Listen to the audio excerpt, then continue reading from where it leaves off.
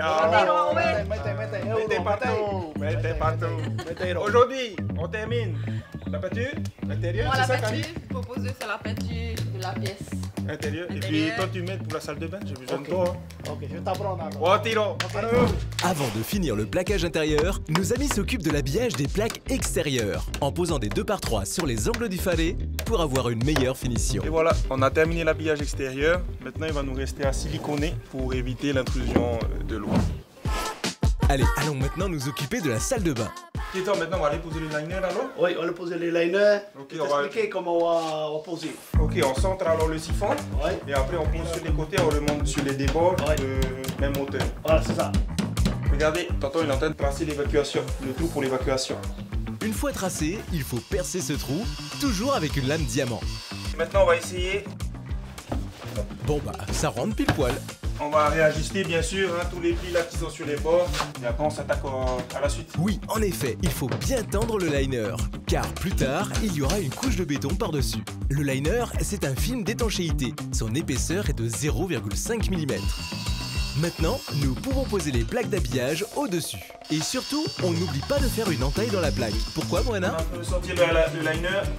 Étape très importante si vous voulez garder l'étanchéité dans votre salle de bain. Eh oui. Allez, pendant ce temps, Kali commence à appliquer la première couche de peinture à l'intérieur. Là, on vient de finir la première couche de peinture et du coup, on va attendre que ça sèche un peu avant de faire la deuxième couche. Puis on fera une troisième couche pour la finition. Ok, Kali. Et Moana dans tout ça?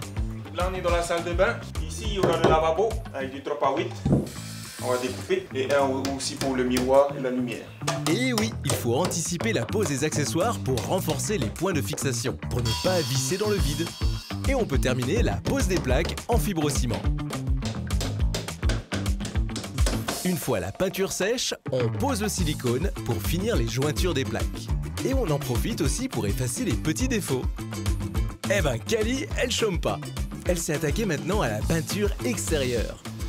Alors aujourd'hui, c'est des journées manucure. Eh non, Kali, t'as bien travaillé. T'as fait les 2 couches intérieures, 2 couches extérieures.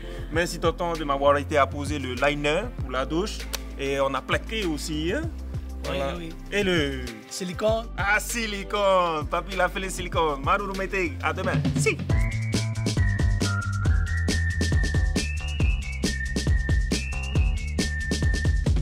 Sacré flotte aujourd'hui, hein. Ça va nous permettre quand même de vérifier l'étanchéité de la toiture. Et on va terminer aujourd'hui. Pose du lambris PVC. Attends. Ok, c'est parti. C'est parti. Ok, mais avant ça, Moana va s'occuper de poser les prises de courant et les interrupteurs. Là, on n'a pas besoin du fil gris parce que c'est un interrupteur simple. Donc, pas de va-et-vient, de câbles, tout simplement. Pour les prises de courant, nous allons brancher les câbles par couleur sans oublier le fil de terre.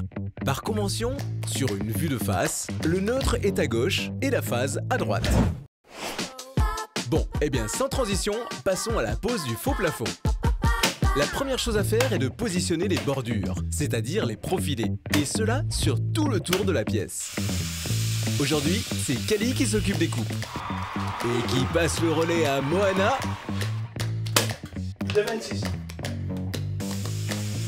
À présent, nous pouvons passer à la pose des lambris qui constituent le faux plafond. Et sur le premier, on retire la partie fine qui s'encastre. Normal, c'est le premier. Donc, on est à 7 cm de l'autre côté. Là, je tire à 7 cm de ce côté-là. Pour que notre lambris il soit droit. Et ce même lambris peut être fixé avec un clou. Une fois qu'on a pris les mesures, on peut couper les autres lambris. On agrafe le premier PVC, la partie supérieure. Le second va venir sans boîter à l'intérieur. Donc, on ne verra plus la grafe et ça va faire une finition propre. Une fois lancé, ça peut aller très vite. Ah oui, on n'oublie pas de faire passer le câble de la lumière. Et on fait une coupe pour le dernier lambris en laissant un petit jeu pour pouvoir le poser entre le lambris et le profilé. Et c'est parti, on refait la même chose pour la salle de bain. Ben voilà, vous avez assuré. Passons maintenant à la pose des louvres. Mais avant ça, un petit coup de rabot pour lisser les bords et de finition dans les coins de l'imposte. Moana présente le cadre à ras de la cloison extérieure, puis on visse le cadre avant d'insérer les verres en vérifiant que la louvre ferme sans résistance. Et bien sûr, on fait pareil pour la deuxième imposte. Deuxième louvre posé. Fini. sacrée journée, hein. On a bien bossé, on a fini la pose des lambris et les lumières aussi, non? Oui, on a fini les lumières, on a posé les petites fenêtres. Et puis avec la pose des lambris, maintenant on voit un peu plus clair dans la maison. Hein. Qu'est-ce que C'est t'en ça. Nana, à bientôt. Nana.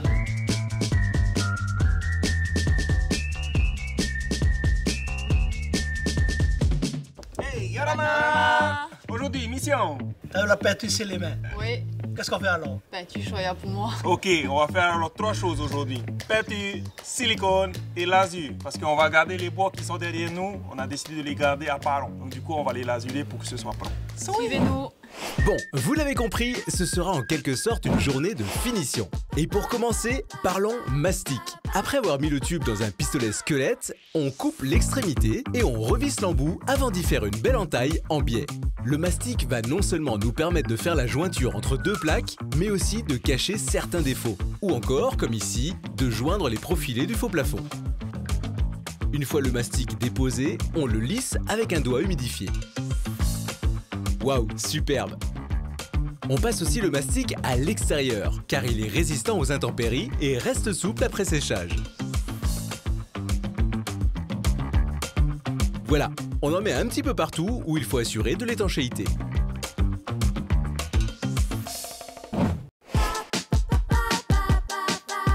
Et toi, Kali, tu fais quoi?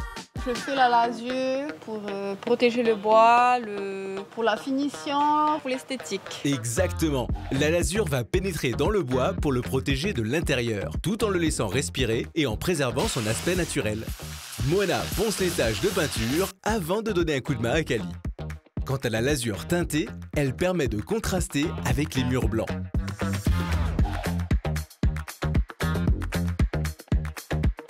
Ah bah, maintenant c'est toute l'équipe qui s'y met.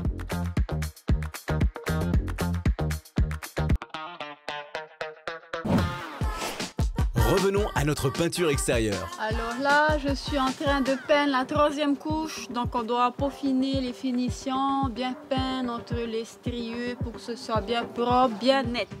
En effet, il est préférable de bien laisser sécher la 2e couche avant de commencer la 3e, car c'est une couche de finition. Allez, on s'applique en haut, en bas, que ce soit au pinceau ou au rouleau. On fait ça bien. L'air de rien, ça avance bien quand tout le monde s'y met. Un beau travail d'équipe, bravo! C'est bien quand c'est fini quand même, hein? Tous ensemble. Tous ensemble, on c'est s'est réparti les l'équipe, tâches là, c'était bien. Hein? Tonton, demain oui encore, on a besoin de toi. Ah oui, demain, on y va. On y va, c'est parti. À demain. À demain. Ciao, ciao.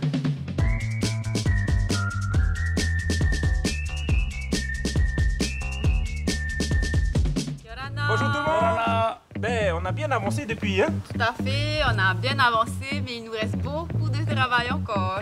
Ah oui, c'est pas encore terminé. Hein. Allez, au boulot. On y va, suivez-nous. Aujourd'hui, nous allons nous occuper de l'évacuation des eaux pluviales. Autrement dit, on va parler des gouttières. La première chose à faire est de définir une pente en posant les crochets de chaque côté. On suit notre guide, le fil, qui va nous donner la pente. Oui, ok, mais une pente de combien? Pour la pente, on a décidé de mettre 3 cm de dévers entre chaque. Pour l'espacement entre les crochets, comptez environ 1 mètre. Là, on va rallonger la gouttière parce qu'elle n'est pas la bonne taille. On va couper cette partie-là, celui-là et celui-là. Allez, c'est parti, on coupe, on perce, on met du mastic, des rivets et encore du mastic. Et maintenant, pour poser les gouttières, il y a juste à clipser. Et on fait la même chose pour la 2e gouttière. Allez, allons faire les raccordements en PVC. Moana pose d'abord les colliers qui sont vissés sur le montant de l'ossature. Pendant qu'Elvis coupe le PVC à la longueur désirée. On utilise ensuite une colle spéciale PVC pour raccorder les coudes. Ici, c'est un coude à 90 degrés. Puis, on fixe notre PVC sur le collier et on raccorde à la gouttière en laissant une pente pour que l'écoulement se fasse sans problème. Allez, on passe à la 2e gouttière. Donc la cale va servir en débord parce qu'ici on a notre bois qui soutient la maison. Avant de fixer, s'assurer qu'il y a une pente. Là, nous sommes en train de raccorder les 2 gouttières. Et puis l'évacuation ira dans un trou perdu. Les gouttières terminées, on passe au puits perdu. Mais dis-moi Moana, c'est quoi un puits perdu? Le puits perdu va servir à récolter toute l'eau des gouttières pour pouvoir éviter d'inonder le terrain. Oui, et en plus, il doit se trouver à 3 mètres de l'habitation. Donc, on creuse une petite tranchée qui nous mène au puits perdu que nous avons pris soin de remplir de pierre pour l'effet drainant. Ensuite, on raccorde le tuyau du puits perdu avec celui des gouttières avant de reboucher la tranchée et le puits perdu avec la terre restante. Belle journée ensoleillée aujourd'hui. Attends. Oui, Merci. Carrément. Merci pour le boulot. Merci. Rendez-vous demain pour la suite de votre soirée de A à Z. À Z. Maruru.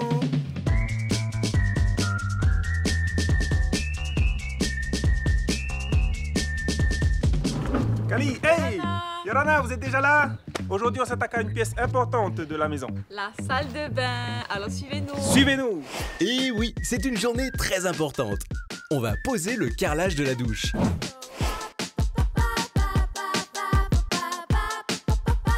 On vise d'abord des cales en bois qui donneront un départ à niveau du carrelage.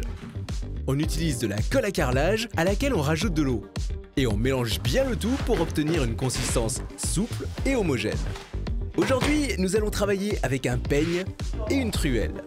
Le peigne permet d'étaler la colle en une couche uniforme.